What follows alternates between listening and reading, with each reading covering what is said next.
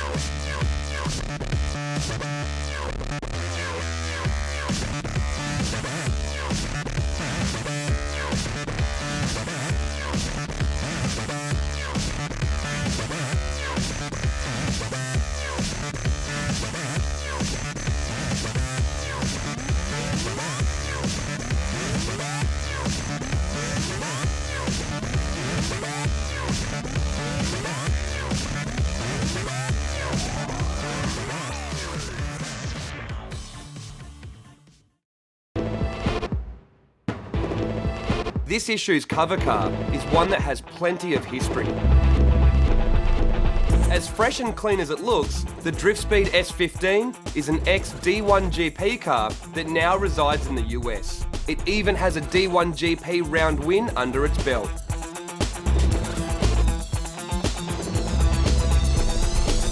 Hi, my name is Gerard Guidry. I'm from DriftSpeed. We're located in Los Alamitos, California, and this is our S15 drift car. We have been in business for roughly about 6 years. We specialize in Nissan, pretty much. Anything Nissan, Silvias. We have a couple of 350Z projects going on right now, but we're all about Nissan engine building, suspension tuning, alignments, everything. We do all that. There is a company in Japan that we are linked to known as Y Square, or now Bearman. We now own these cars, but Y Square initially built them in Japan. But we have done a lot of improvements to the vehicles. Everything in the fuel system, suspension modifications, everything was done by us. A lot of the D1 aficionados, people that keep in touch with D1, have probably seen this car or cars that look like it, because it's in a line of 3 cars. There's a silver, red, and white S15, which we all own.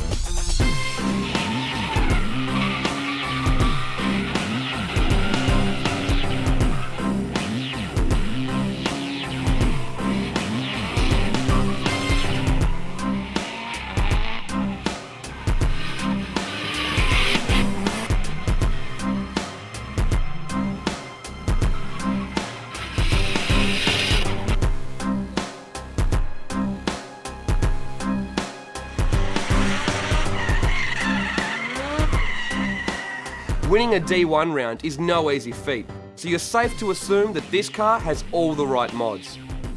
The SR20 DET has a forged bottom end with HKS valve gear and sports a fresh Greddy TD06 L2 20G turbo kit. A Yashio factory radiator and Blitz oil cooler help the SR keep its cool, and it's all controlled by an Apex Power FC to the tune of 420 horsepower. The driveline is all Nismo and the front brakes are from Grex.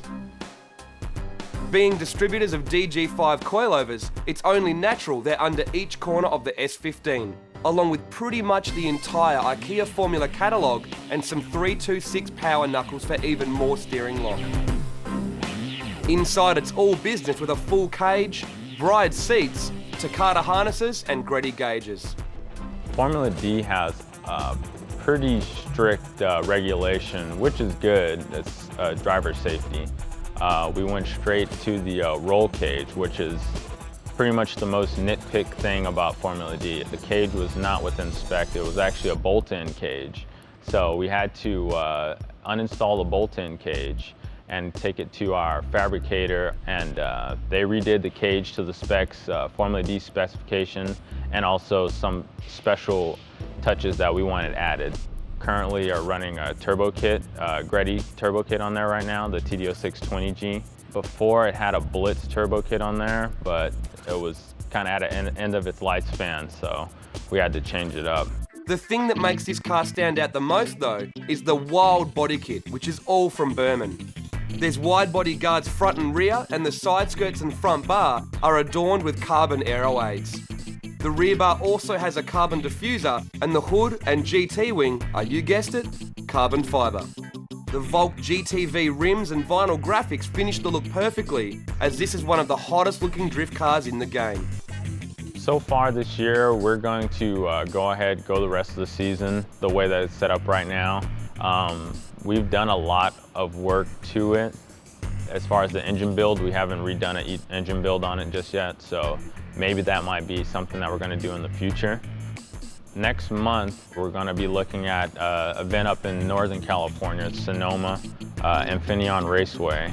That's a Formula Drift event. And then the series finale, Formula Drift, at Irwindale Speedway in Irwindale, California. So 2 more events for this year, and maybe possibly a couple of demo events here in between there and now and then. With a D1 win under its belt, we're sure there's plenty left to come from the DriftSpeed S15.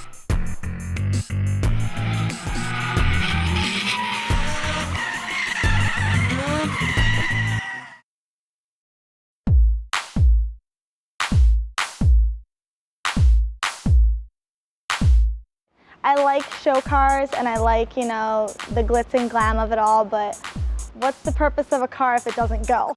If it doesn't go.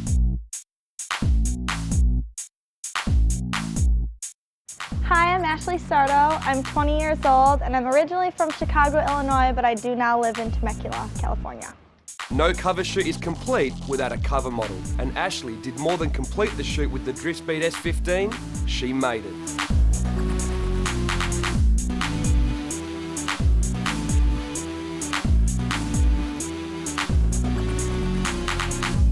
I got modeling for 2 reasons. Being in the car industry because of my brother, because he was always really interested in it, and the modeling aspect because of my older sister, because I looked up to her and she modeled, and you know, that just kind of gave me aspirations to do that as well. So I kind of put 2 and 2 together and then kind of fell into the car industry. Well, I have driven pretty fast cars. I've driven a 1600 horsepower Supra. It was fast. I didn't go very fast just because I started getting a little... I got scared and I stalled it. We won't tell everyone that.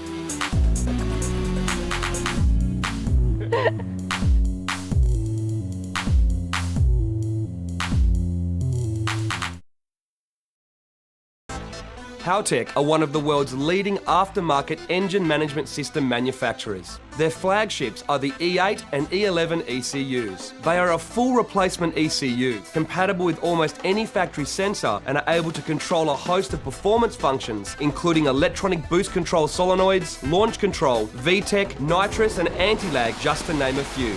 The E8 is for 4-cylinder and twin rotor applications, and the E11 V2 is for 6, 8-cylinder and triple rotor applications.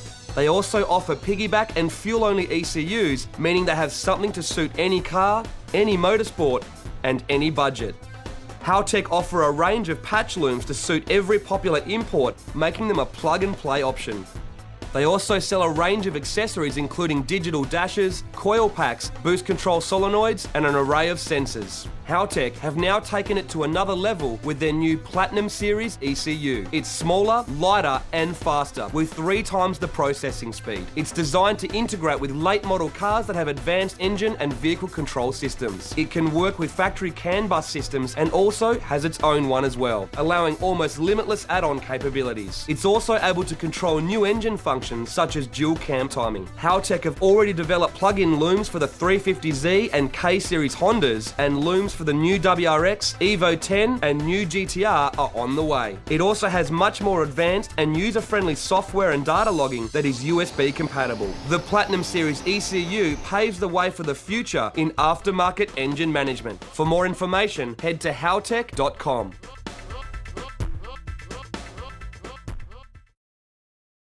Redline Time Attack returned to California when it hit the Auto Club Speedway. The Roval is a blindingly fast track with 21 turns and a high-speed oval section that favoured big-powered cars.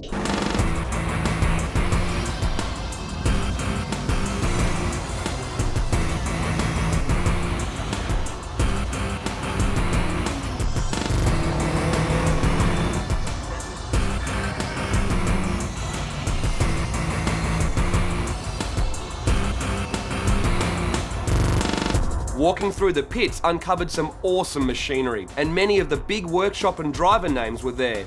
Excitement grew with the spotting of 2 new GTRs, including one from Cobb, which hit the track hard.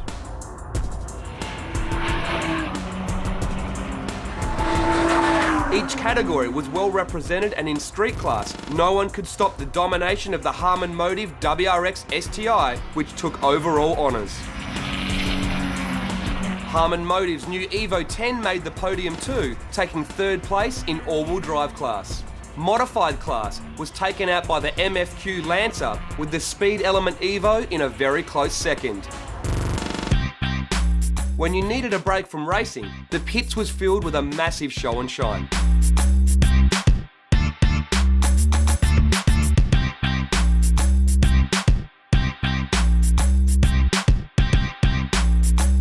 It had everything from Euros and show cars to drift cars and, of course, some hot girls.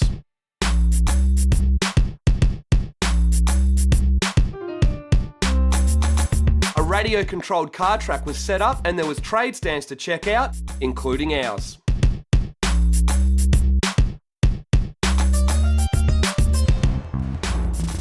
The Unlimited class was where the big action was at. The World Racing Scion took the win in the front-wheel drive category. My name is Chris Rado from World Racing. I drive the 2007 Scion TC, NOS energy drink, battle machine. We just went out there for the first time attack session to really get after it.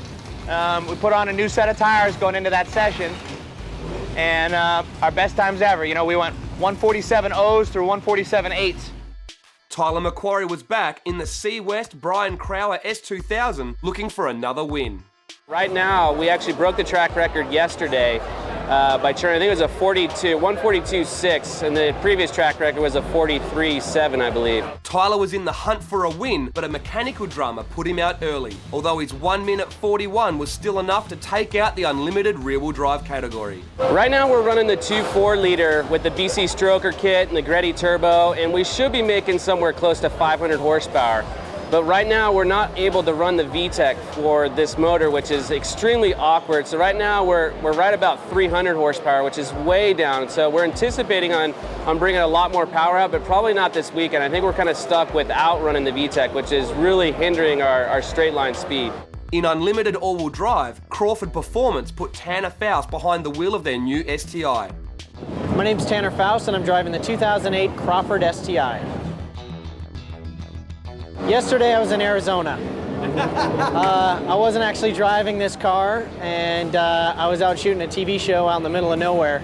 The thing about Crawford is that Court Crawford has somehow really found a way to extract amazing drivability and power out of the Subaru engines at the same time, which is a pretty tough thing to do.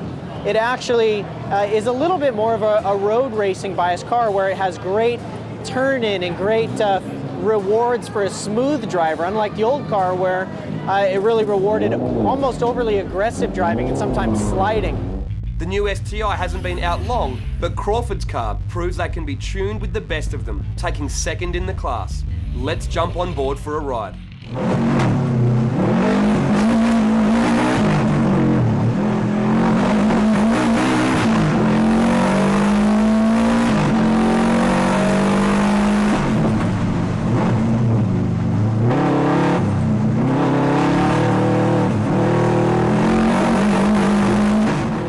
The car that took out unlimited all-wheel drive and the event outright was the GST WRX. My name is Gary Sheehan. I drive the GST Motorsports Subaru Impreza L time attack car. So we're getting ready for our last session of the day, which is the final time attack. We've made a couple more changes. Our engine guy, Mike Warfield, has turned the boost up a little bit more, so we're pretty excited to see what this car will do. The GST car is one brutally quick machine, running a 1:38 395, which was over 3 seconds faster than its nearest competitor. Check out what a fast lap of California Speedway is all about.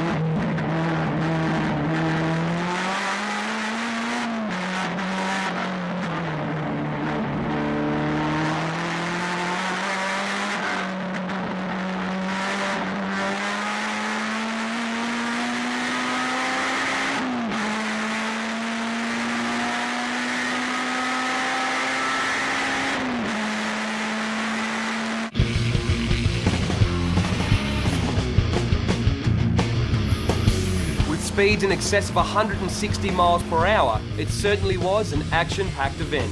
For more information on upcoming Redline events, head to the website redlinetimeattack.com. You know what I always say? The shoe is mightier than the steel. That's right. And when the shoe lays down its force, metal fatigues. People aren't supposed to work 20 hours a day, and they're not supposed to do it for 2, 3, 4 days, 14 days in a row. But we do it for one reason, because we got passion. We've got houses, wives, kids, all that stuff, and we got to walk away from that to go play with this race car, and it's a big thing. It's a hard thing to do. But we do it for one reason. We love what we do, and we want to keep doing it. It just comes down to a matter of people, efficiency, and all these things combined together. It's a mixture of science and technology, but you gotta definitely have love for the sport to do this. In order for me to do my job, I need a lot of other good guys around me to make sure the car's right. My name's Shane Tecklenburg. Now, I'm the driver, I'm the team owner, but he's the boss. Technically, I'm the crew chief on the race car. The car is a rolling laboratory for us. So we're monitoring, 100 channels of data. It's like you see those shows on Discovery Channel where they have a bunch of sensors out on, one of the volcanoes, and they're monitoring this and that. And that's basically all we're doing with this car. We're just learning as we go along, so that way we can put a very good bullet in the race car and go down the track from A to B with no problems. Precise, systematic, methodical. So Gary makes sure that the engine's not leaking oil. He looks at data also, but he looks at things that I'm not looking at. What's going to put us at one notch ahead is going to be attention to detail. The reason we walk down the racetrack is we're looking for the temperature across the groove, as they call it. That's where most of the cars go down the lane. That's where the grip is going to be the best. The optimum grip is between 90 and 125 Fahrenheit. Hotter than that, the track gets greasy and the tire just slips on the rubber on the racetrack. And any colder than that, it doesn't have enough heat in it to get the rubber gooey enough to stick. And that also helps us determine how much of a burnout we want to do. So on a real hot racetrack, we'll do a real short burnout, just enough to clean the dirt and the rocks off from towing the car to the starting line. All these kinds of things so we can make informed decisions about what to do run to run. So it's not just a matter of, well, let's just go turn this screw and turn that screw and see what happens. We're really trying to use the scientific method to determine what the next move should be on the race car. If we can do that, then we'll be ahead in the long run. I've always said this, I would rather run slow and know why than run fast and not know why.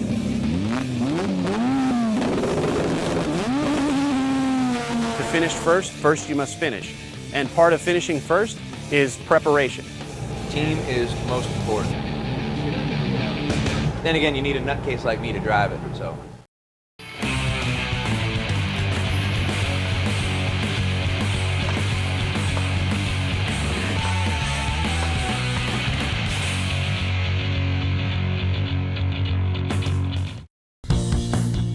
For some, a car is a form of transportation to get from point A to point B. For a performance enthusiast, a car is something entirely different. It's a love. It's a machine. It's a part of the owner. The better it runs, the better the owner feels. Whether it's on the street or at the track, an enthusiast relies on his ride to get the job done. Going faster, turning harder, and stopping quicker is what performance is all about. Big turbos, performance camshafts, and built engines help to lay down the big power numbers.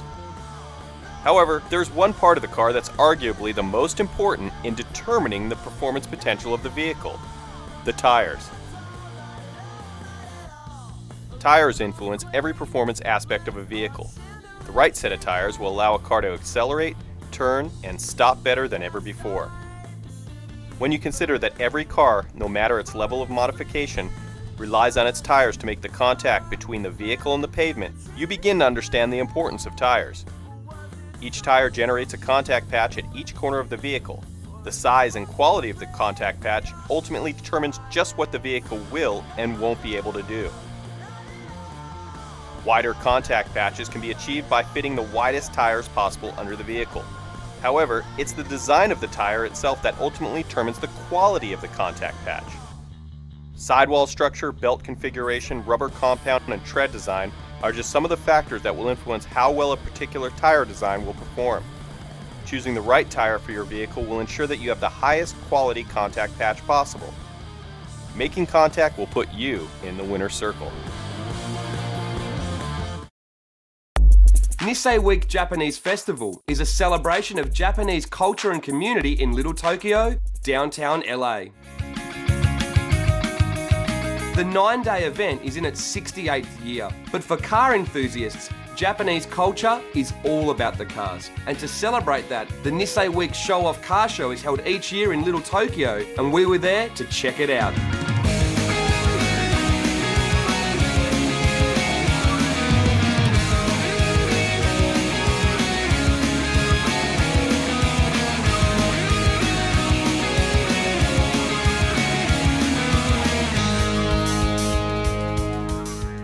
We're in downtown LA for the Nisei Week Show-Off Car Show. Now JDM is the flavour of this event and there's plenty of it here, so let's go check out some of the rides.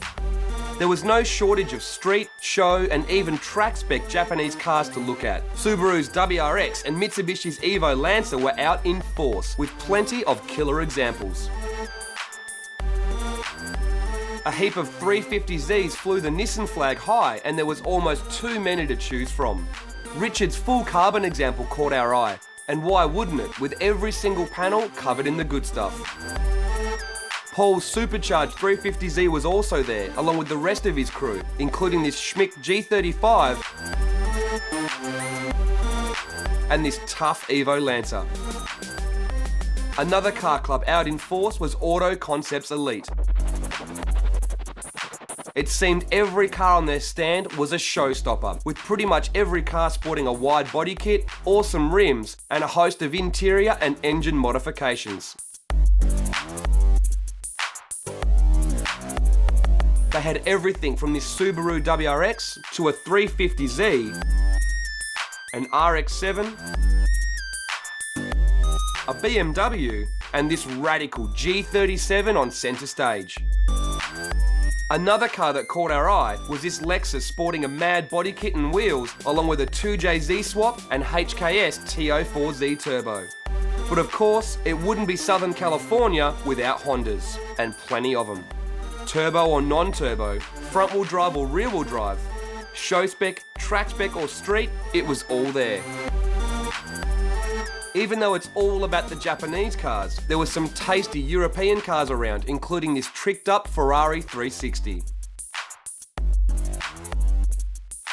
There were some traders to check out, and of course, no car show is complete without some eye candy.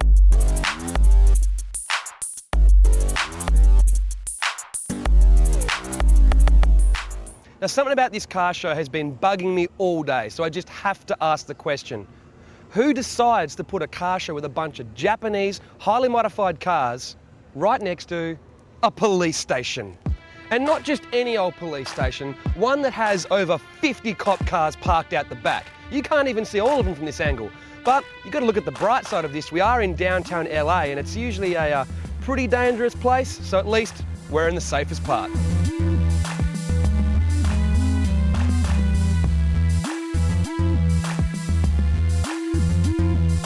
For more info, head to the website showoffcafe.com. Mitsubishi and Subaru have been battling it out on the blacktop and the dirt for the better part of 15 years. So with the launch of the new Evo 10 and STI, we really didn't need much of an excuse to keep that battle going. So how were they? They were good. Actually, they were surprisingly really good. Editors Mike and Rob and myself got to test drive the cars back to back and compare them, and the results were pretty interesting.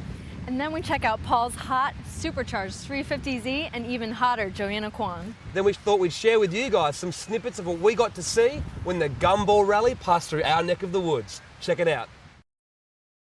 Mitsubishi's Evolution Lancer and Subaru's WRX STI have one of the car scene's greatest rivalries, and the supporters of each camp have strong allegiances. Spanning across the dirt, racetrack, drag strip and the street, the battle doesn't seem to have an end in sight. With the launch of the new generation of Evo and STI, the battle is set to get even more interesting.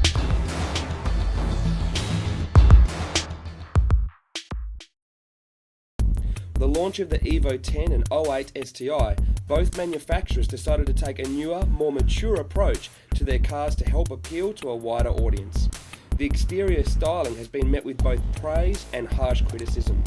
The Evo 10 gets wider guards and track than its little Lancer brother, housing 18-inch wheels, an aluminium roof, and the hood and front bar are filled with aerodynamic and cooling vents. The STI also gets wider guards and more aggressive styling than its WRX little brother, along with 18-inch wheels, a rear diffuser and quad exhaust tips. They've certainly got all the right ingredients, but will leave the aesthetic judging in the eye of the beholder. Inside, things have matured also, with quality being stepped up to suit an ever more demanding market. Both cars are a very comfortable place to be with bucket seats and all the latest mod cons. But what matters to us performance enthusiasts is what's under the skin, and neither car disappoints.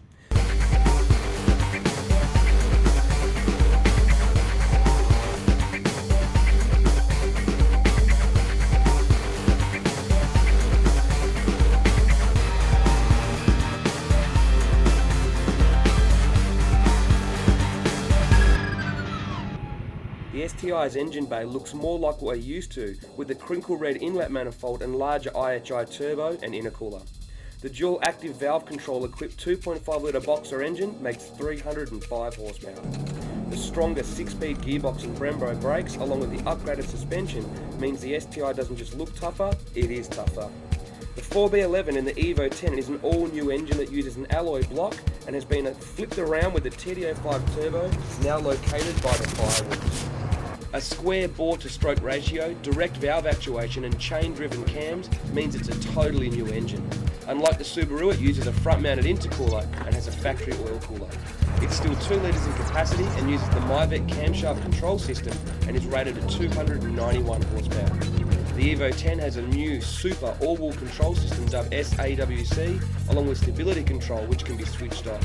The car that we took was a GSR model equipped with a conventional 5-speed manual transmission, but a twin-clutch Super Sport transmission is available also. Now, factory specifications are best left for brochures and websites. We decided to test the cars for ourselves. First up, we took them to XS Engineering to compare the numbers. First up, the STI spun the rollers to the tune of 274 horsepower at the wheels, with a very healthy and fat torque curve. Our Evo 10 press car felt a bit tired on the road, and it showed on the dyno with only 262 horsepower. But a fresh off the showroom, for example, reeled off 274 horsepower at the wheels. Obviously, our press car had a hard life. Comparing the dyno runs, you can see the Evo has a bit more power and torque in the mid-range as it ramps up onto the boost and keeps pulling for a little bit longer up top. But the difference is really quite small. So our next test was to take the cars to a place where most owners would, their favourite bit of twisty road, where DSport publisher Mike, editor Rob and myself took them for back-to-back drives.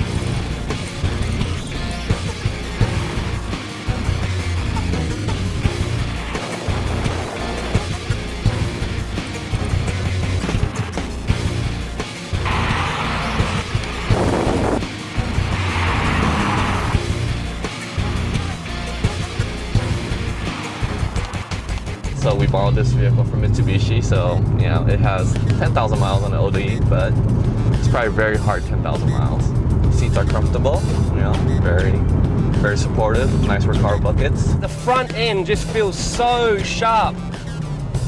You can just turn in anywhere and it just wants to go there. You don't even have to try whatsoever. I was worried a little bit about the increase in the curb weight from the Evo 9. Don't really feel it too much. I mean, the car, it rides damn nice and it handles pretty good. Seems like you point the vehicle in the right direction and it goes that way. Maybe step it up a little bit, see how this car performs.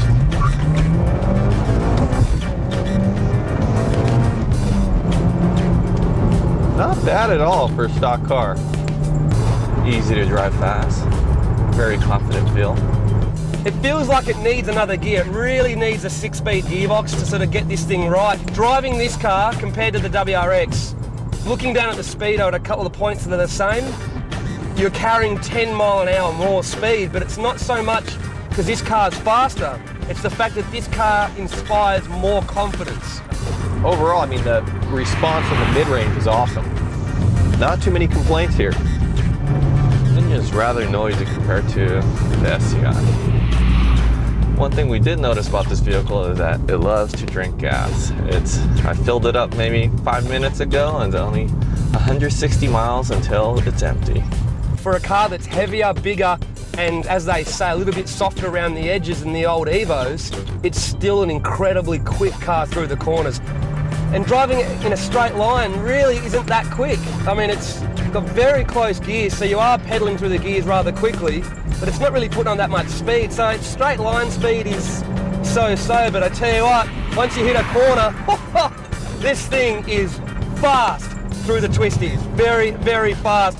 And the confidence it inspires on turning is unbelievable. The pace you can hold through some of these canyon roads is just astronomical. Test on the brakes. Not bad. Whew! That is good.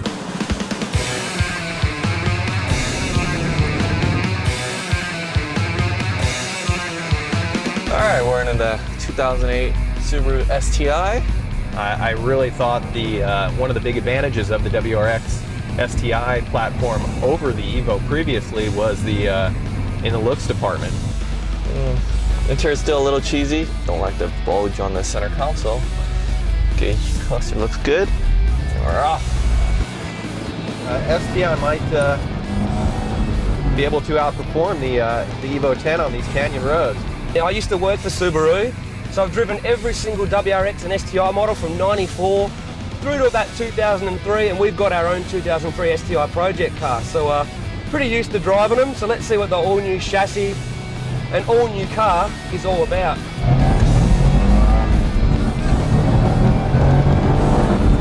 I gotta tell you, I'm a little surprised. I wasn't expecting the STI to feel this fast.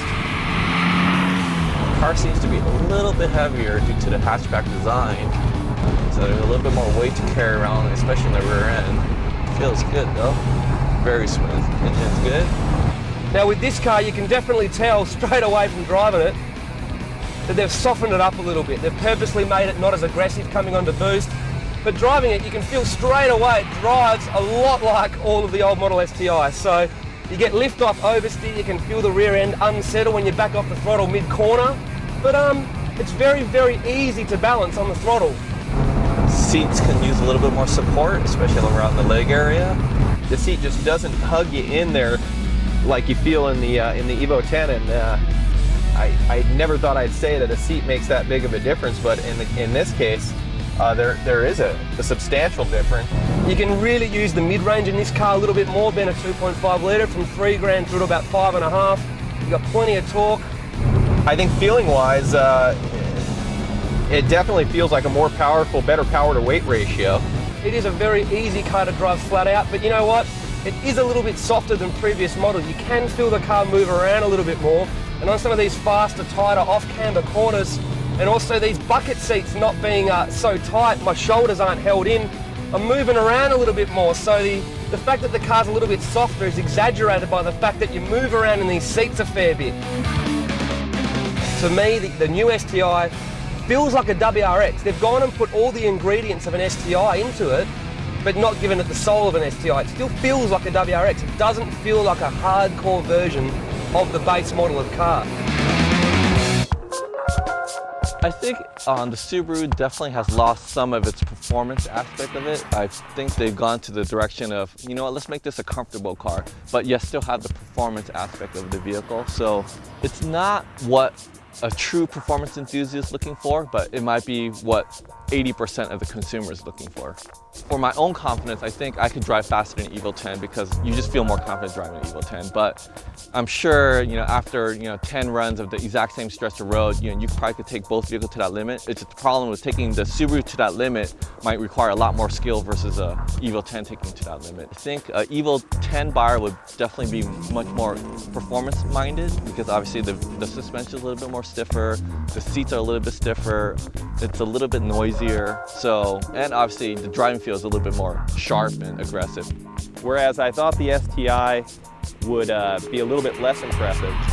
The fact that the 2.5 liter had that extra displacement, I think it actually helped it having some additional low end and mid-range punch.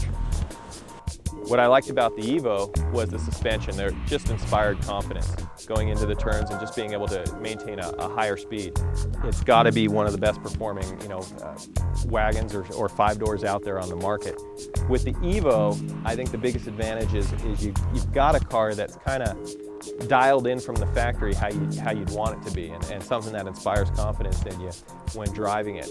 And it's something that's only going to get better as you do more and more to it and increase the power and free up the horsepower that Mitsubishi still has trapped inside. I think the greatest advantage of the STI is the fact that the EJ platform, the engine platform, is essentially the same that's been developed year after year and continues to be developed. Whereas with the Evo 10, you have a little bit more of a learning curve, being the 4B11 is essentially new to Mitsubishi enthusiasts. So that would be the only drawback to it. Not that the 4B11 is a lesser engine by any means, It's just an engine that the tuning community isn't as familiar with yet. I'd already heard the cars were a little bit softer than previous generations to widen the appeal, so that's what I was expecting. And after driving both cars back to back, I think that the two cars had probably the quite opposite surprise to each other. When I drove the STI, it was great to drive on the street normally. It was very comfortable, it was quiet, it was just a pleasure to drive around town. While the Evo was probably a little bit disappointing driving around town because it kind of lost that rush that it used to have in the old model. But when you come out to the canyons, that pretty much had a role reversal. I drove the STI first and kind of felt like up until about 80%, it was pretty easy to drive fast, but beyond that, you started to get a little bit nervous on some of those corners because the car is set up softer than the old model. I think with the Evo, the suspension is already spot on for the power that it's got and probably even another 100 horsepower. So if I had an Evo 10, straight away money would go towards power. It needs a little bit more top end rush and I want to feel that spike onto boost a little bit harder. So exhaust, boost controller and a panel filter would be literally as soon as I left the dealership would go into an Evo 10.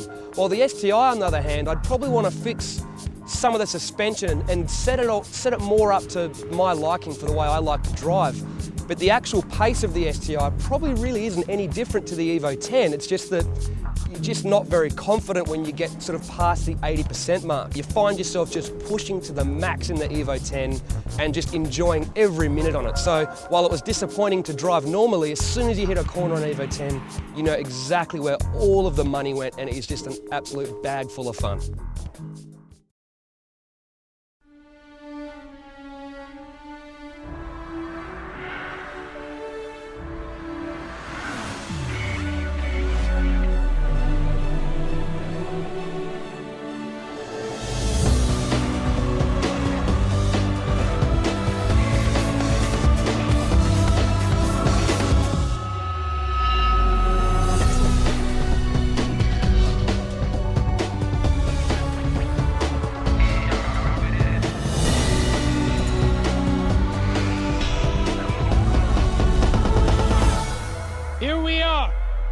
We got XBs and TC, XDs and XAs, performance mods, rims, custom paint. It is that which makes us different that brings us together.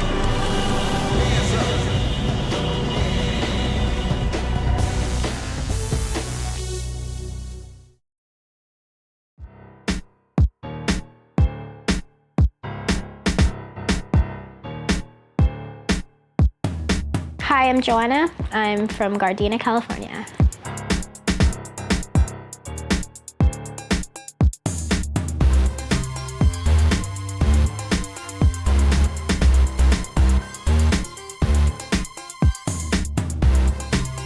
My favorite place to visit would have to be New York and Vegas. New York mainly for shopping and then Vegas for partying and gambling.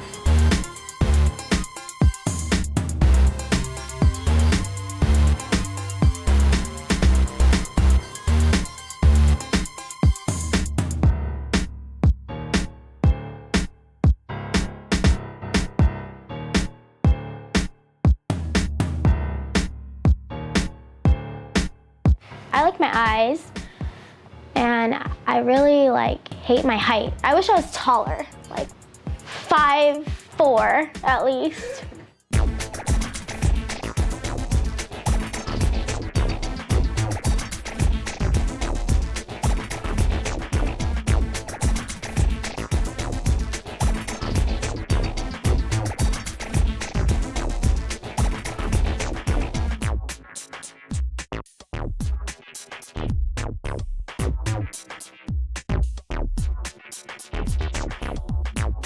I've been modeling for about a year and a half now. I really enjoyed working with DSport. Everyone is so nice.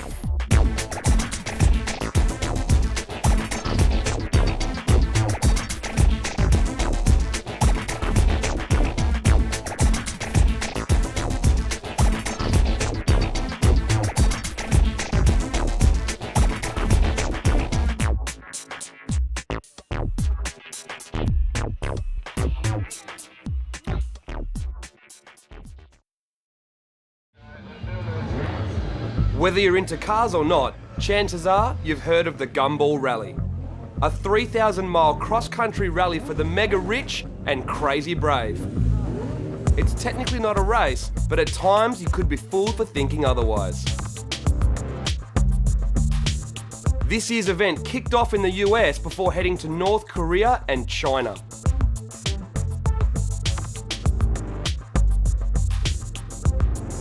We caught up with the Gumball at one of the checkpoints in Huntington Beach, Southern California. Man, we only just got off the plane. A friend from Jaron from DSport gets a phone call, says come down to Huntington Beach, the Gumball 3000, we're having a checkpoint right here. All the usual sights and sounds of the Gumball were there. People with too much money spending it the best way possible, by thrashing cars.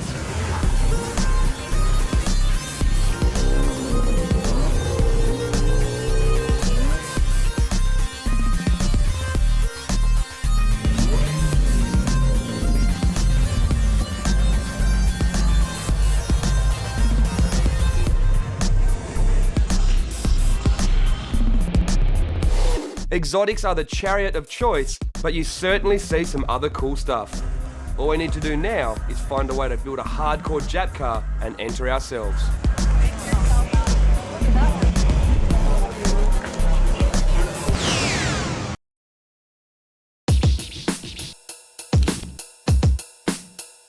Many cars get called versatile, but what does it really mean? The dictionary says, able or meant to be used in many different ways, or able to move easily from one subject, task, or skill to another. Well, I think we can all agree the Nissan 350Z definitely fits that description, having seen success in drifting, time attack, drag racing, dyno competition, and show and street cars. Its versatility is what's made it so popular, and who was Paul to argue?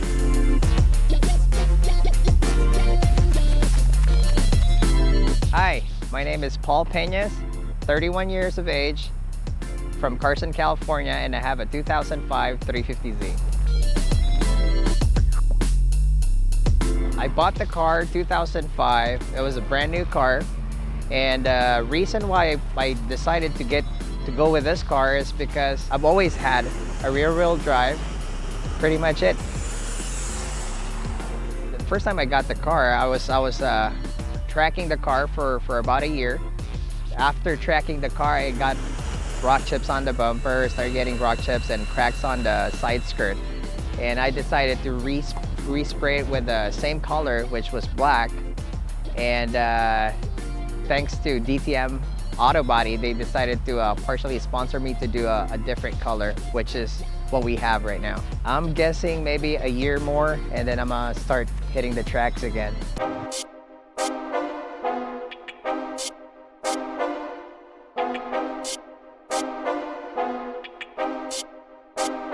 Well, let's take a closer look at Paul Z. At first glance, many people think it's a wide body thanks to the C West body kit, but the real head turner is the custom copper respray. A carbon hood, craft square mirrors and a custom carbon roof add some toughness, along with the custom rear diffuser, and the look is finished off by 19-inch Kinesis wheels. They encase monster StopTech 14-inch brakes all round. The stance and handling are enhanced by Teen Flex coilovers. Step inside and it's a mix of function and form. The Cusco roll cage, bride seats and Takata harnesses keep Paul held in tight and safe, while Defi gauges keep him informed of what's going on under the hood. A Nardi steering wheel and Valeside gear knob keep Paul in control, and an Eclipse in-dash DVD player and screen, along with a top-end stealth stereo install, keeps Paul entertained.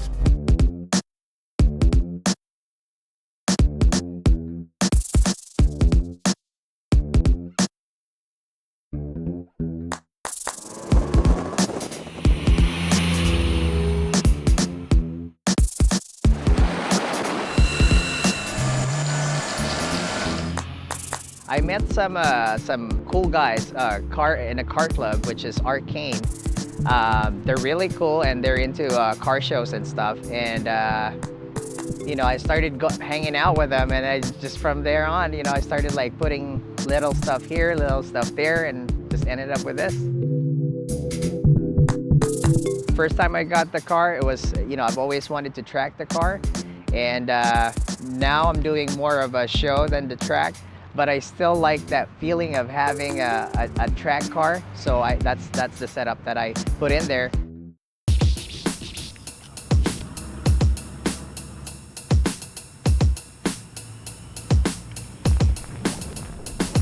One thing that makes the Z even more popular is the potential hiding under the hood.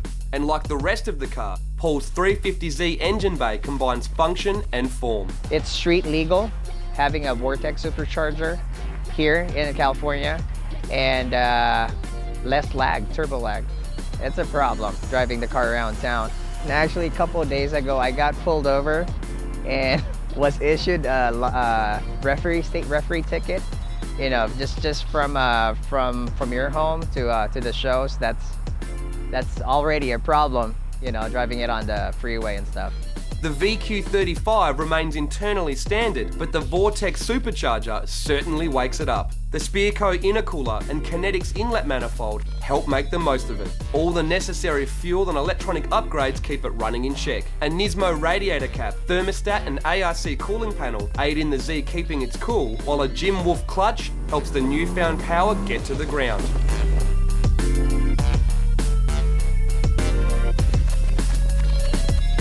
Actually, I'm planning to strip the whole car, the whole interior out, and switch fully built motor and twin turbo, and just track the car. It never stops. It's just yeah.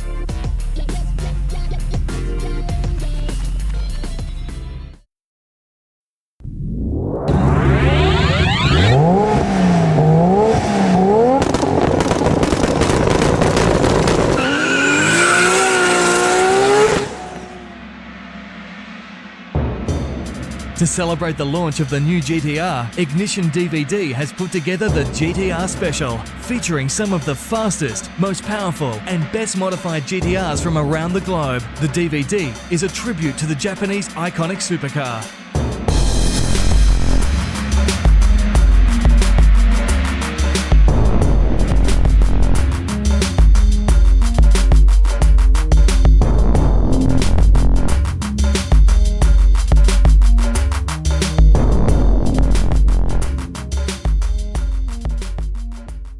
There's features on the world's two fastest GTRs, the HKS R33 and the Heat Treatment R32. Also, Australia's fastest GTR, Mark Jacobson's R32, and America's top dog GTR. A trip to the Nismo Festival shows the history of the GTR in motion, and we get to check out the launch of the new GT500 GTR.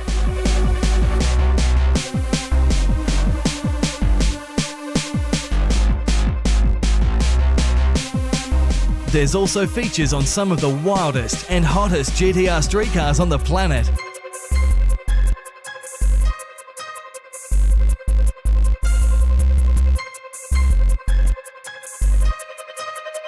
We also check out the new Nissan GTR during its launch in Japan, and we also got to see the Mainz R35 attack Tsukuba circuit for the first time. We feature some of the first modified R35 GTRs.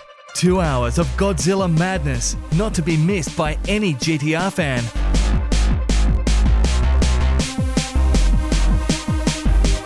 Available in the US through Live Sockets Entertainment and internationally online at ignitiondvd.com.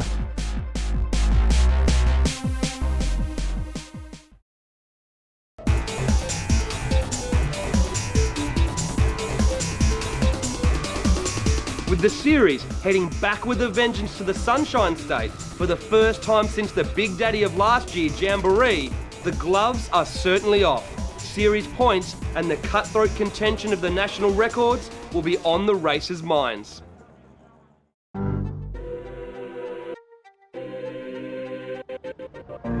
The second round of the Toyo Tires Sports Compact Drag Racing Series was always going to be one to remember, as Willowbank's high traction surface always provides some blistering passes.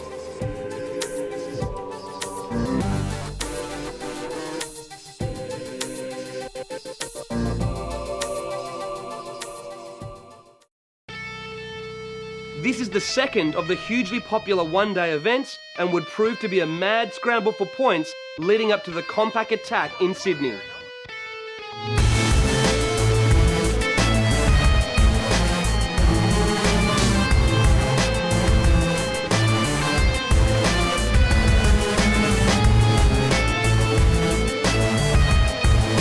All the ingredients for an action-packed day are catered for. All the usual attractions that the fans have come to expect from the series were in full swing.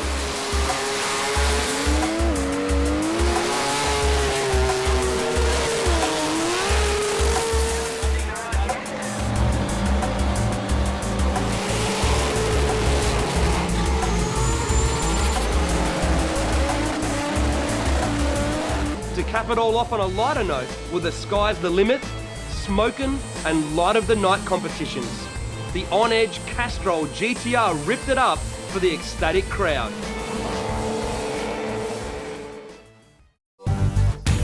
The show and shine has become a crowd puller. With so many quality contenders, it always filled some top entries.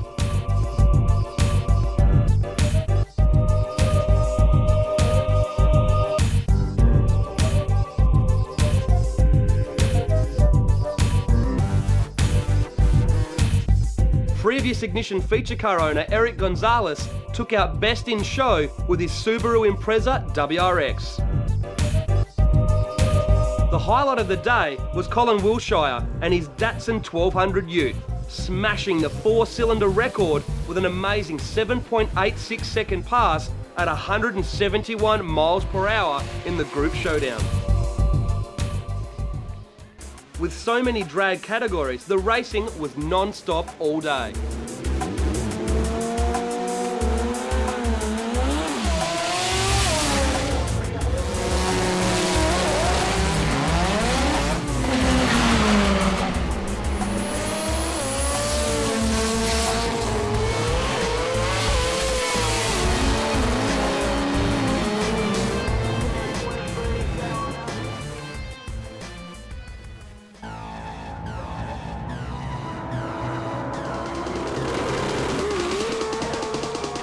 ET Class kicked it off with a bang, and Phil Penny and his unstoppable turbo Honda S600.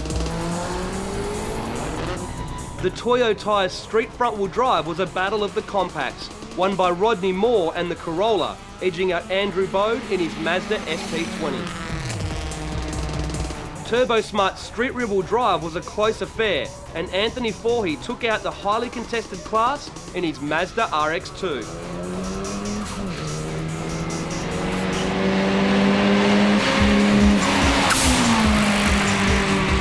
It just wouldn't be the Mini Jam if Godzilla didn't rear his head, and Shane Hackett and his R32 prevailed in the Northfield Car Sound Street all-wheel drive class. In the Speed FM all-motor class, Dave Butler's 1960 Love Bug edged out Glenn Alcorn's giant-killing Civic. In the Jet Racing Street 289 class, Darryl Parker and Patrick Long flew the rotor flag high and proud, but Darryl's RX-7 scored the victory.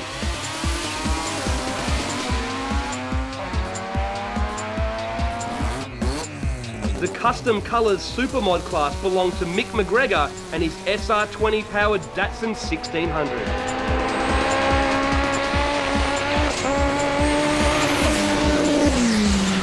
In the Motec Extreme class, Ron Newton's Ford Roadster reigned supreme. The patron of Pro Turbo, Joe Signorelli, stuck to form and destroyed the competition in the Gas Motorsports 2JZ powered Camry.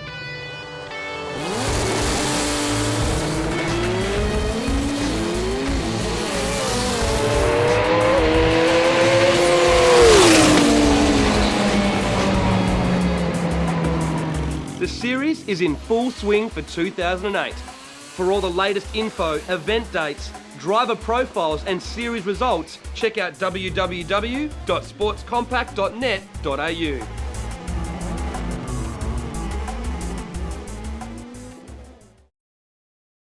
Hope you guys are enjoying the show. What have we got left for them, Andrew? Well, we've got a special treat to finish off. We've got drift and drag action from my home, Australia. Then we've got some mad footage from the Nismo Festival in Japan. It really is a mecca for Nissan fans. And if you need your fix of import action, make sure you head to our website, DSportMag.com. And if you want even more video action, head to ignitiondvd.com. Now sit back, relax, and enjoy the rest of the show, and we'll see you next time. Bye, guys. Picking the right performance tire is no easy task. After all tires look roughly the same from the outside. However, no two tires are created equal. To provide some information to consumers, the National Highway Traffic Safety Administration of the Department of Transportation has devised its UTQG tire grading system. While the UTQG information provides some information, it doesn't provide all of the information needed to make an educated selection. A tire's UTQG rating only provides basic information on a tire's relative tread wear, traction, and temperature capabilities. Due to the method used to establish the tread wear rating, there is very little value in comparing the tread wear numbers between different manufacturers. Hence, you couldn't compare the tread wear of a Nitto tire to a Bridgestone or Yokohama tire. Instead, the tread wear numbers only have a limited use when comparing different lines of tires across the same brand. This is one reason that you may have experienced longer tread life with one brand's 200 tread wear tire versus another brand's 200 tread wear tire. As for the traction rating, this number represents a tire's capability in a straight line wet skid test. However, it provides no information about how well a tire performs when an enthusiast pushes his car in the dry. Finally, the temperature rating provides information about how capable the tire is at dissipating heat. Since the A temperature rating is easily achieved by any tire capable of speeds of over 115 miles per hour, nearly every tire you ever purchase will be A temperature rated. So to sum it all up, the UTQG ratings provide little, if any, information to the performance tire purchaser. What's most important to performance enthusiasts are the tire performance criteria that you won't find printed on the sidewall. Criteria such as lap time, dry traction, actual wear, response, feedback, stability, road noise, and ride quality establish the real-world performance aspects of tires. Unfortunately, there currently is no independent testing body that performs this testing for every tire produced. This makes it somewhat difficult for an enthusiast to choose the best tires to meet their needs. Perhaps the best method is to find out about the development behind a specific tire line. What was that tire built to do well? How current or advanced is the tire's design? Has the tire manufacturer built tires that have met your expectations in the past? Perhaps asking these questions will increase your chance of getting the right tires the first time.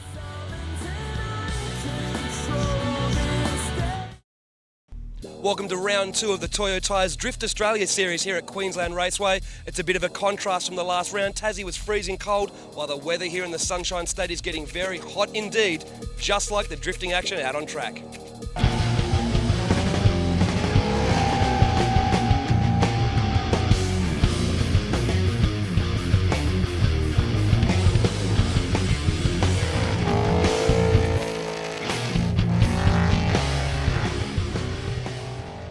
Queensland Raceway is known for its hot weather, crowds and close drifting, and there was plenty of all three. Some drivers were in new cars for this round, and coincidentally, 2 ex-D1 garage cars turned up with new owners. All right, here with Darren Afro Appleton. Mate, you slipped off the radar at the last round a little bit, but I tell you what, with this new car, you're right on that radar again. Don't know about slipped off, it's like fell into the abyss of the radar. You stepped up your style a little bit. Now, this is James Verhumis's old car. Tell us, how did you come about getting this? A friend of Bo's bought it in Sydney and I bought it off him about 3 weeks ago, and I always wanted the car, I always loved the car. It is a good looking car, isn't it? It's great, and it drives just as good. You know, now I see why James was so good and so consistent. I just hope I can bring what I bring to it.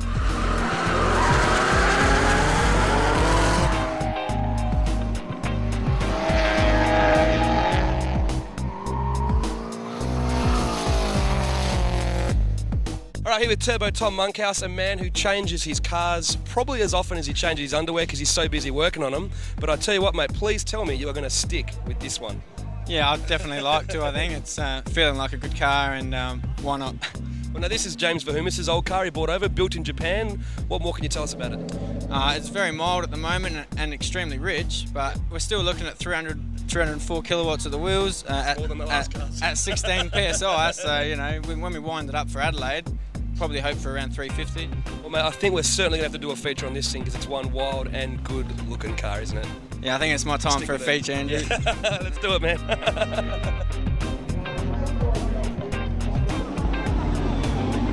All right, we're here with the guns, Chris Nutley. Mate, what's going on? You were in the Kappa Ute last time. Now you're back in your trusty steed, the 32 four-door. Home track, home car. I'm used to the car, so I think that's my best chance. Yeah. So. Tell us about this colour, though. I heard you got a bit of a name for it. Oh, it's just a banana paddle pop. You know. So how's the 32 four-door working? You getting back in the groove again? Yeah. It was pretty stoked from last year. Had a lot of good results and step up DA, and hopefully she goes good, eh? Well, you're back in a Japanese car, so I'm proud of you. That's it. That's the other, man. Leighton Fine in the Team Toyo CTS car was looking strong from the moment he drove onto the track and then qualified in first place.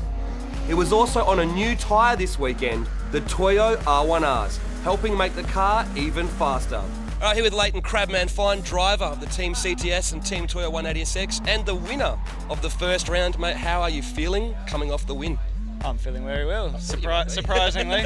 No, it was good down in Tassie. We had a good run in the car and had it fairly easy, really.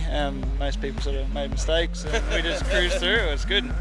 How's the pressure on from from Bill, the boss, and how's the pressure from the other drivers for this round to back it up? You know, I've always been in the attitude. You just go out and do your best, and I always do that. And if you stuff up, you stuff up. You know, what can you do? Now, you looked pretty good behind the wheel of this thing last time, looking pretty comfortable. How are you feeling now after a couple of more sessions? Yeah, fantastic. We got these new R1R tyres on them, and geez, it's fast. Like the car was already real fast. Now it's just amazing. Yeah, we're a couple of years behind. The Americans and Japs have been using them for a while now. I know, it's a hard life. The secret's out now, isn't it? Yeah, I think so. We'll be watching you. I think we'll get a camera in the car again to see just how fast you really are, and good luck, man. No worries.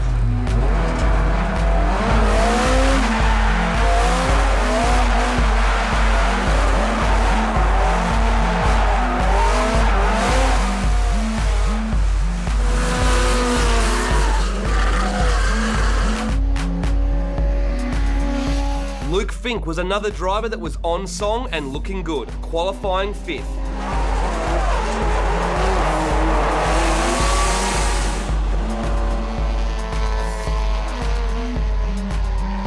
El Hooley had a return to form, qualifying in 2nd place, and Weasel lived up to his nickname, qualifying 3rd. Superdrift was fielded almost entirely by Queensland locals who battled hard for a shot at the finals. In the end, Robbie Monfield took 3rd place in his R32 Skyline, and Josh Coote in the 180SX battled it out with Travis Roberts in the R32 Skyline in the finals.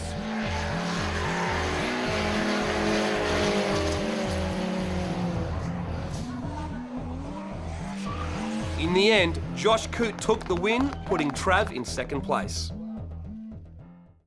Sunday was set to be the big day.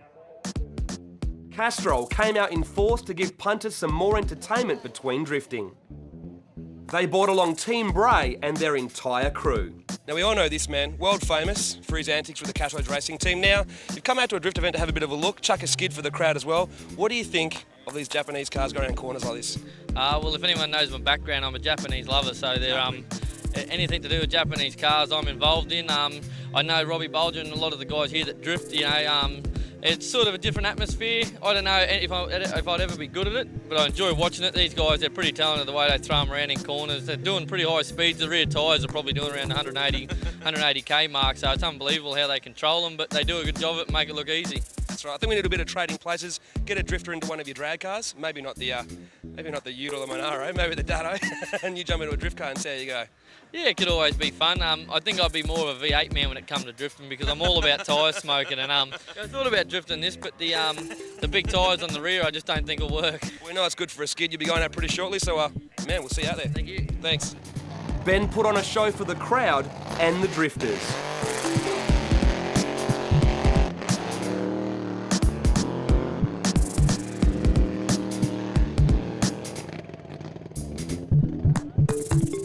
Castrol also brought along V8 supercar drivers Russell Ingall and Paul Morris, who checked out the action and took part in an autograph signing session along with Team Bray and Robbie Bulger, before leaving in a helicopter. The boys sure know how to make an entrance. Well-known drag racer Theo Woolett was also there with his on-edge GTR. I'm here with drag racing legend and my mate, Theo Woolett. Now, we know you're a connoisseur of big horsepower in Japanese cars, but going in a straight line. Now, what do you think of this drift event and cars going with big power around corners? I'm all for it. I want to get out and have a go, but they won't let me. How do we change that? How do we get out there now? Now, hypothetically speaking, if I was to get a drift car for you to drive, would you have a go? Yeah, let's go. Good fun? Oh, well, why not? I think it needs to be organised. I think our viewers are agreeing, man. Let's do it. The Sports Compact Drag Racing Series had a trade stand with Tony Wedlock's car on display. Toyo and Famous Car Insurance also had a trade stand for people to check out. In the top 32, By Run saw the top 4 take it easy, but the rest battled it out for a spot in the top 16. Fernando Whirl was driving Matthew Porter's car on Sunday after clipping the wall on Saturday in the Auto Salon Industry S15. He went down to Matt Mingay, who then battled Kudar for a V8 Rumble in the Jungle.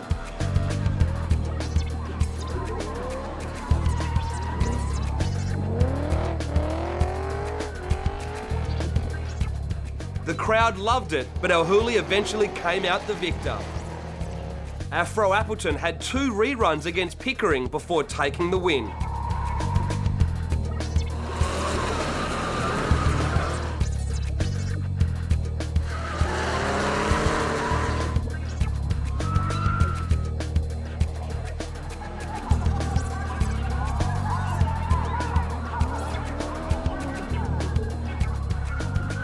Luke Fink then battled Bolger, but the Monaro took the win on its home track.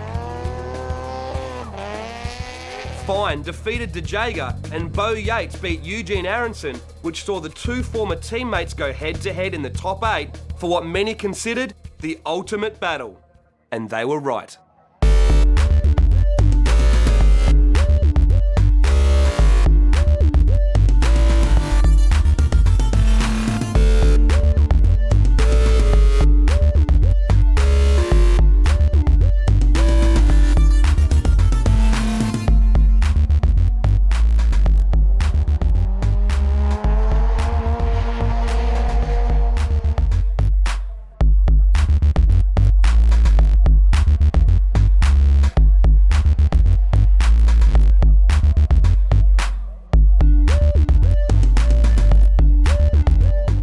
Fine took the win, but then to make his journey to the finals even harder, he had to battle Robbie Bolger in the top 4.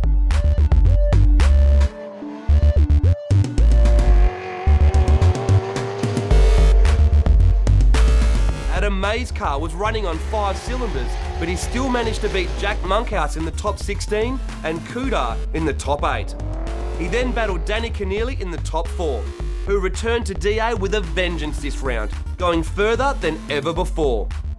His win over May put him into the finals for the first time in DA.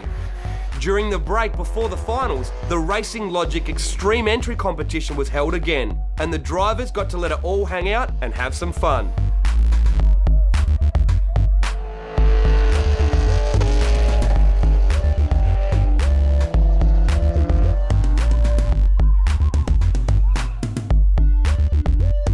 But no one could match Luke Fink in the extreme department, with by far the wildest entry anyone has ever seen in Australia.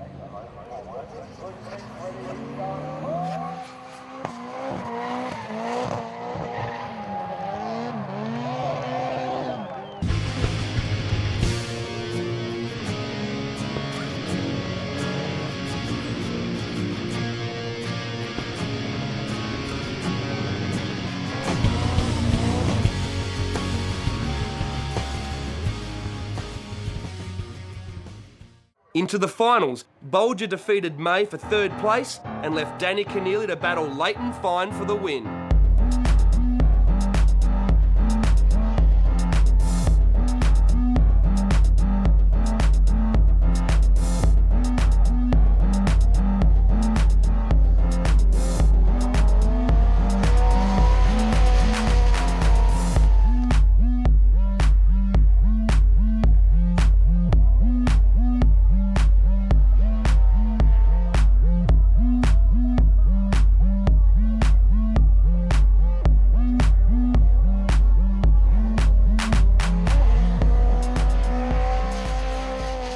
Danny battled hard, but Leighton is proving unstoppable in the Team Toyo CTS car, and he made it 2 wins in a row.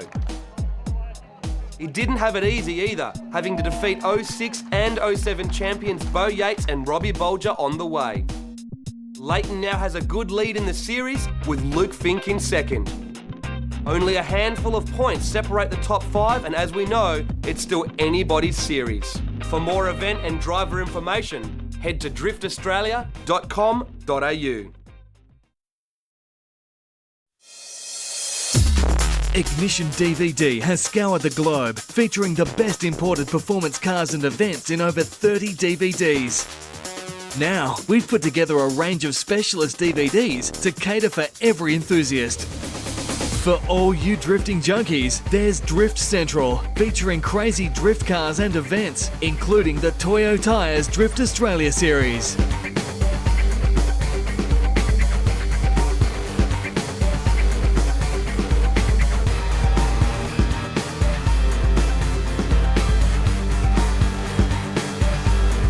And if pavement-pounding circuit action is your thing, then there's the Time Attack Special with wild event action and feature cars from Japan, America and Australia.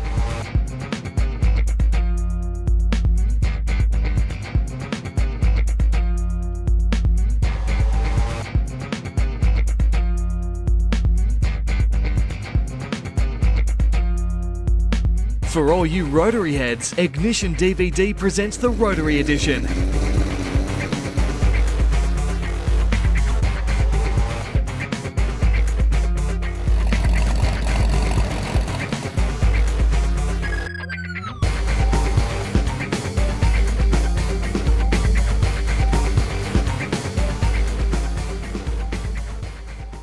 Subaru's WRX and Mitsubishi's Evo Lancer have been battling it out on the blacktop and the dirt for nearly 15 years. Now we help you decide the winner with the WRX versus Evo DVD.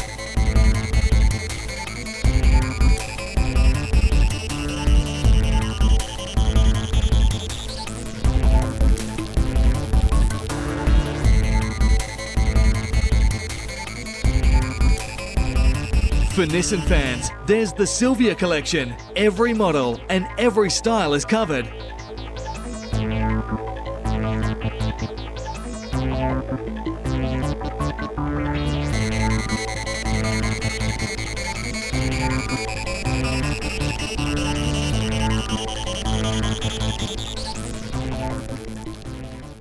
And for Japan's iconic supercar, the GTR Special. The world's fastest, best modified GTR Skylines, as well as a look at the new GTR, including some of the first modified ones.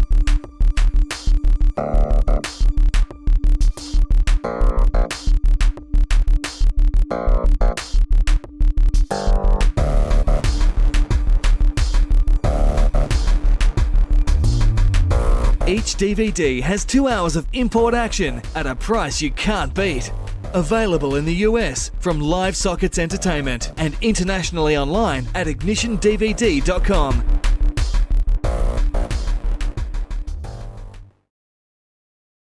What could you possibly do with 1,003 horsepower? Educate. Educate who? Anyone on the road, man. There's no such thing as overkill. Check this bad boy out.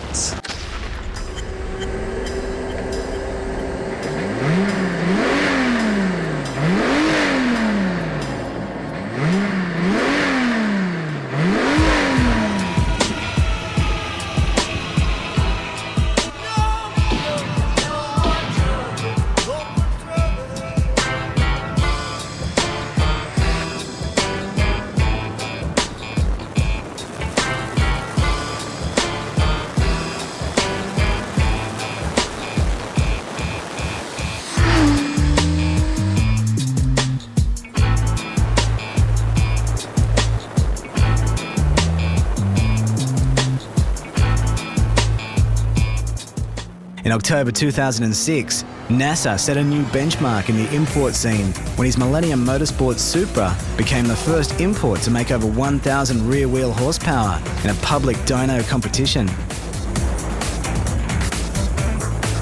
NASA's a pretty laid-back kind of guy, So what motivated him to build the most powerful import in Australia and keep it street registered too?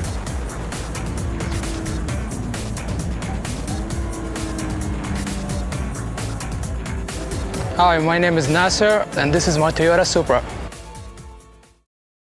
From the outside, it doesn't look like much. The dragger number plates, G-ready stickers and the massive 3.5-inch exhaust hint at the car's intentions, but the bodywork is otherwise factory. The 19-inch Volk GTCs reinforce the Jap street racer look. Jump inside and it's all business. The trim remains stock, but there's plenty of electronics to keep an eye on the engine. There's DEFI gauges monitoring boost, oil temperature and exhaust temperature, a dual-stage shift light and Blitz ID boost controller. There's also a TRD 320 km/h speedo, which NASA assures us is required.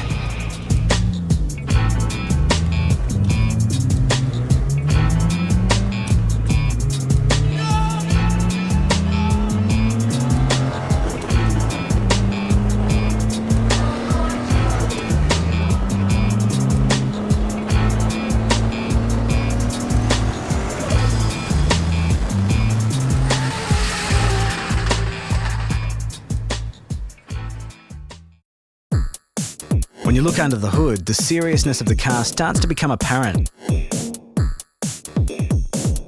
With a giant Trust T88 38GK turbocharger staring straight at you. Sitting on a custom manifold with an HKS 50mm external gate, it's a force to be reckoned with. We made up 680 horses at the wheels. It lasted only for maybe a few months. Then a guy with a GTR came and bet my power with 720 kilowatt, I think. Came back to Carlos at Millennium Motorsports, said to him, man, I need more power. Millennium Motorsports know their Supras. So Carlos planned out a simple but strong combo. The Prep 2JZ block was fitted with Eagle rods and CP pistons, which swing on ACL bearings, while ARP rod bolts, main studs and head studs hold it all together. With big power in mind, HKS 272-degree camshafts were fitted inside the ported head, Crower double-valve springs and retainers. Adjustable cam gears, Power Enterprise timing belt and a Titan Motorsports harmonic balancer complete the tough engine. Millennium Motorsports then fabricated the engine's support systems. Everything was made in-house, starting with the intercooler setup to the billet throttle body and massive plenum.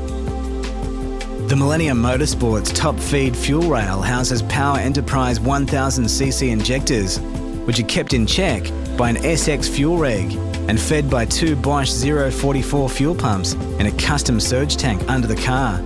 Braided lines and speed flow fittings have been used throughout to ensure reliability.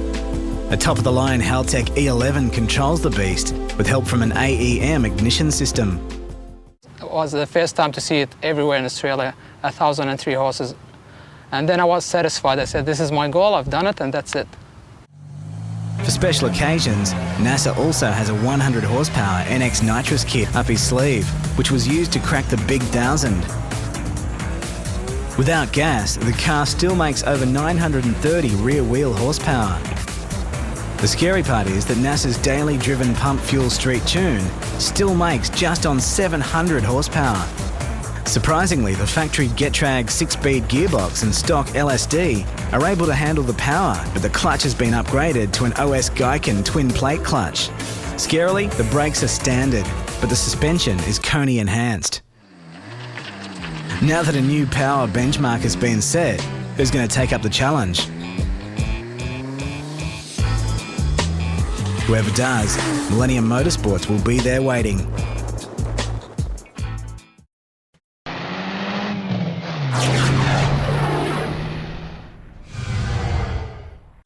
This month we've got a great subscription offer going on. In fact, it's going off. Get online at ignitiondvd.com or call us at Ignition on 02 9633 3435 and sign up for a 12-month subscription, and you could receive mad prizes from TurboSmart, Maguire's, MRT, AXS and Central Station Records. It's just $143.50 for the year and means big savings on your monthly hit of Ignition DVD. Plus, you get your copy before everyone else.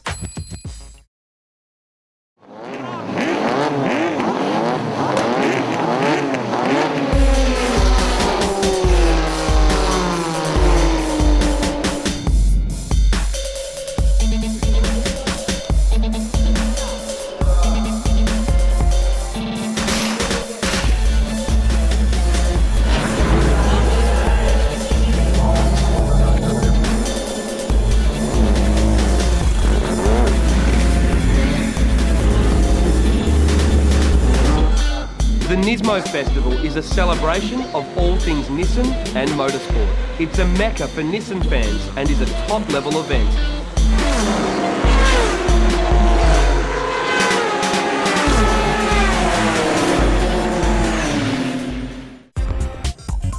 Our friends at Link International, who are the distributors of Nismo Performance products and motor oil in Australia, took us to the 2007 Nismo Festival and got us some exclusive all-access media passes. The trip started bright and early, and the journey to Mount Fuji sure was interesting.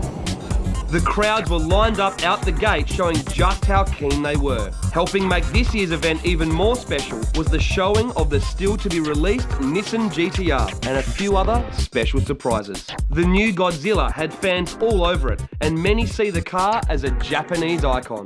Fuji Speedway is located at the base of Mount Fuji and is a world-class facility. Behind the grandstand, a trader's alley was set up. A heap of famous tuning shops associated with Nismo were in attendance, including Top Secret and Blitz. One of the best things about the Nismo Festival is there's an absolute abundance of trade stands, and if you're a car nut like me and you're in Japan, you can't just help but do a little bit of shopping.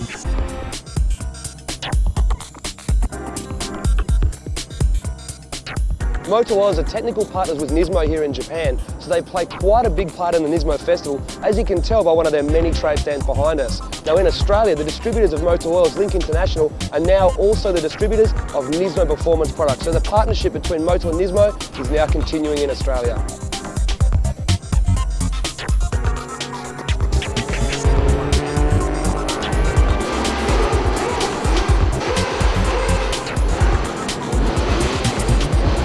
The all-access media passes we had allowed us inside the pit garages and pit lane all day, and what a sight it was. The Nismo Festival brings together basically every type of Nissan race car ever used. It's history in motion, and getting this close to the race cars was an experience like no other.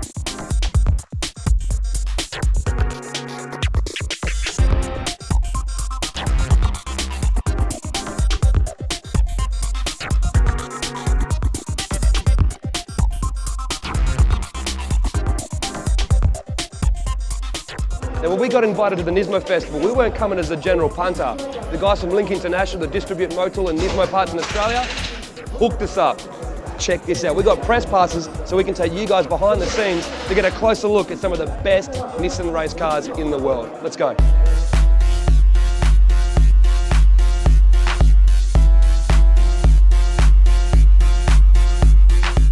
One of the garages housed all of the old school Skyline race cars from the early days. Many of these cars were never sold outside of Japan and are Japanese classics.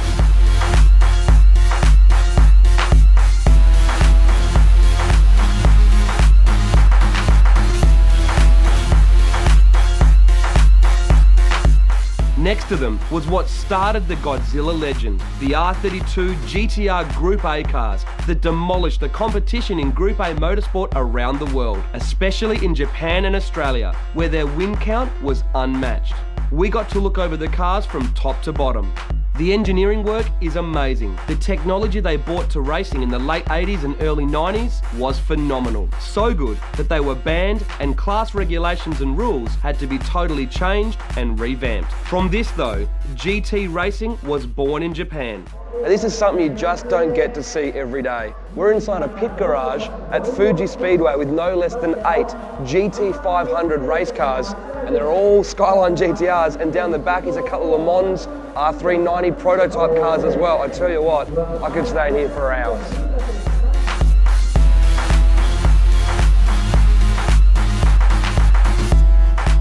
Many of these cars are familiar to viewers through the popular video game Gran Turismo. Well, here, it was for real. Every version from every year could be found. They may be limited to 500 horsepower, but they are filled to the brim with advanced technology, aerodynamics, and carbon fibre. Going over the cars was a lesson in how it's done, and not many people have had the chance to take a proper look through these radical machines.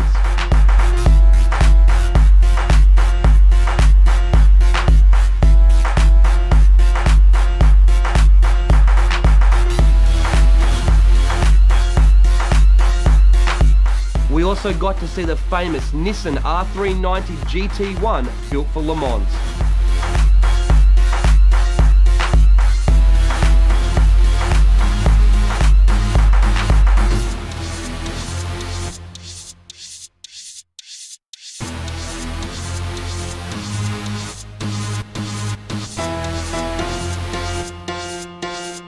We had full pit passes, so when the cars headed out into pit lane, so did we.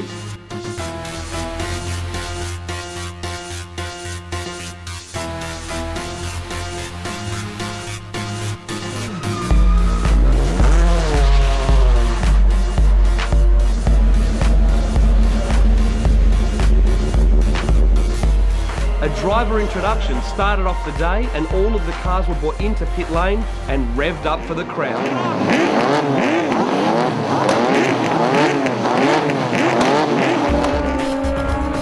It was then time for some on-track action. Various exhibition races and demo laps were held throughout the day. Strangely enough, spectators were able to buy tickets to go around the track on a crunch. Imagine having GT500 Group A and Endurance 350Zs buzzing past. Only in Japan.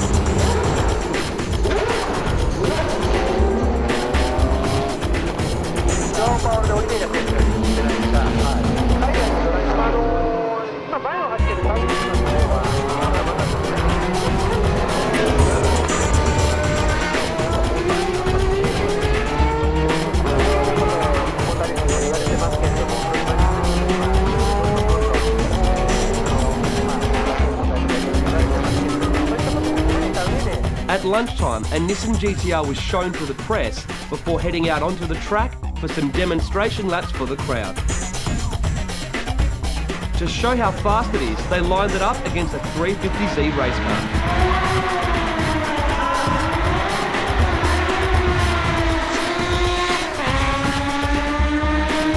It was then time for the main event, the 350Z exhibition race, with 350Zs from all types of racing battling it out, including GT500 and GT300. We're just about to have the 350Z race car match here at the Nismo Festival. Now they've just opened up the track to let all the people that have purchased gridwalk tickets in, and as you can see, there's plenty of people keen to get in here and take a closer look at some of these GT500 cars. We're standing in front of the Autech motor car, and I tell you what, it certainly is a piece of work. We're just about to hit the track for the 350Z exhibition match. Let's check it.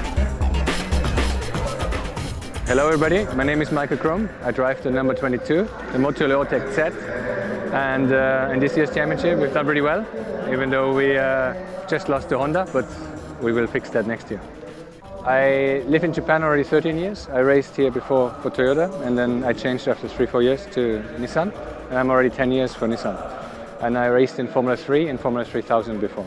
It's been a great 2 days for us. We had the chance to give passenger rides to one of our hardest fans that were waving the flags for us all race long. And that was just absolutely an exciting experience. Having the guy next to me freaking out on every corner, he was almost jumping out of the car, out of joy. And that was really, really nice for us too, to see the enthusiasm. And I showed him where I can see him when he waves the flags, and it was really great. And we've done PlayStation games and bogey races. And they are supposed to be races for fun. We enjoy them, but it's damn serious. I mean, we hold nothing back. Of course, we drive against each other as hard as we do in the real race. So I think it's a really nice day for the fans as well to see. We are restricted always to like 500 horsepower, so whatever engine we put in. So this is basically restricted to an air restricted. If we wouldn't restrict it, we would have a lot of horsepower, probably 800 or something. Yeah, I've driven all of them, the turbos, all the specs.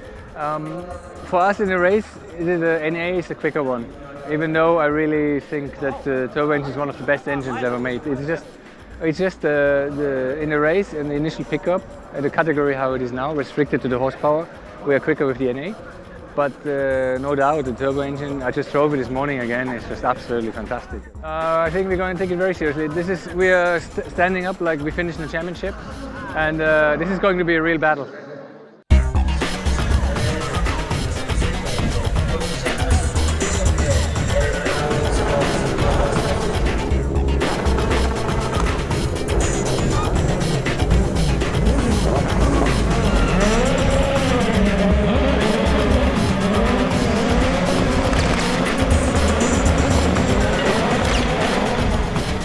Motul Japan invited us into their pit to check out some of the action firsthand.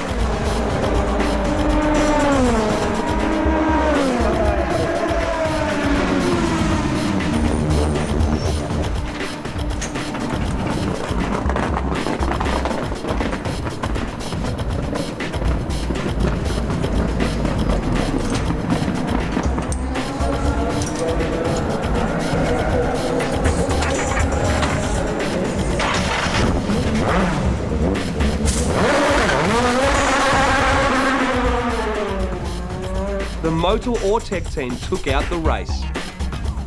Now behind this garage door is the prototype for the 2008 Nissan GTR GT500 car.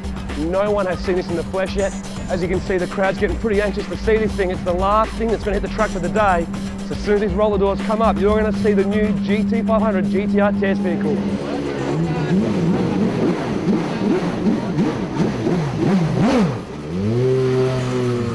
The unveiling of the car was a special treat for the event. The GT500 GTRs of the past put on some parade laps in honour of the new car. The new GT500 GTR then put on some demo laps for the crowd.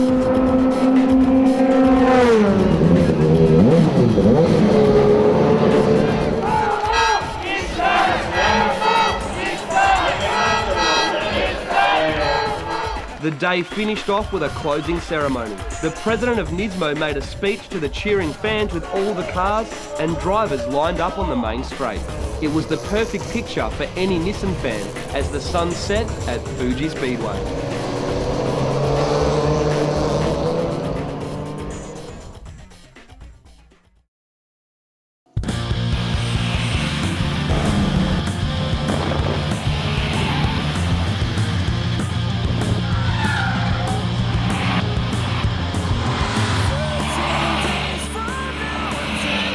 Welcome to the world-famous Button Willow Raceway. We recently had the opportunity to follow along with the development of a new ultra-high-performance tire from Nitto Tires. The NTO5 was designed and developed to deliver outstanding performance. As an S or street compound tire, the NTO5 is ideal for those looking for a tire that delivers when pushed, yet still has a respectable tread life.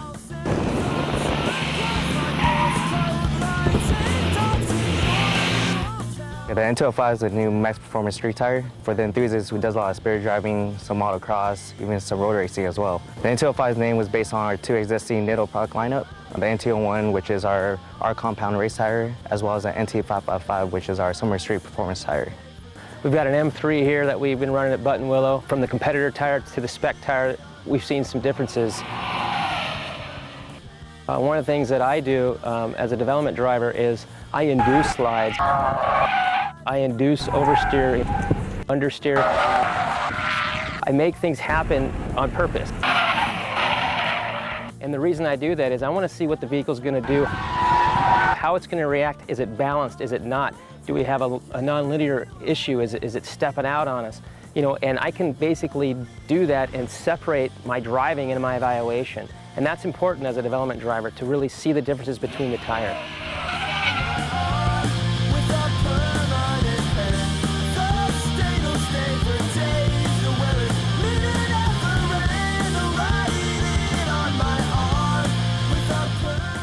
My role and my focus was to provide and evaluate the consistency, predictability, and also the lap times of this tire compared to the competitors. Of course, it's very important for the tires to have a very consistent and high performance in terms of cornering speed, so a typical user can experience enjoyment or comfort during HPDE track days.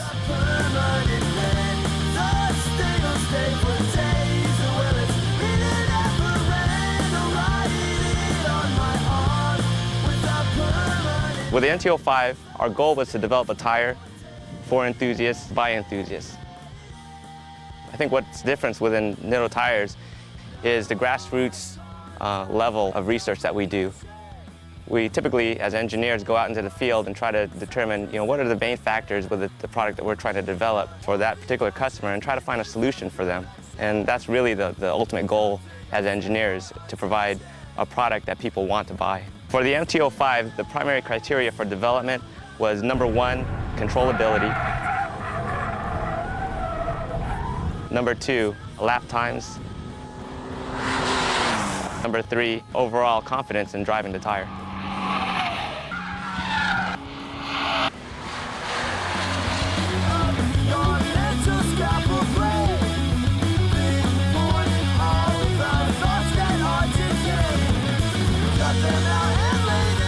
One of the things about the NT05 that I think has an advantage over the competitors is the turn-in. Basically very well balanced, but as you go into a corner, the initial turn-in is there.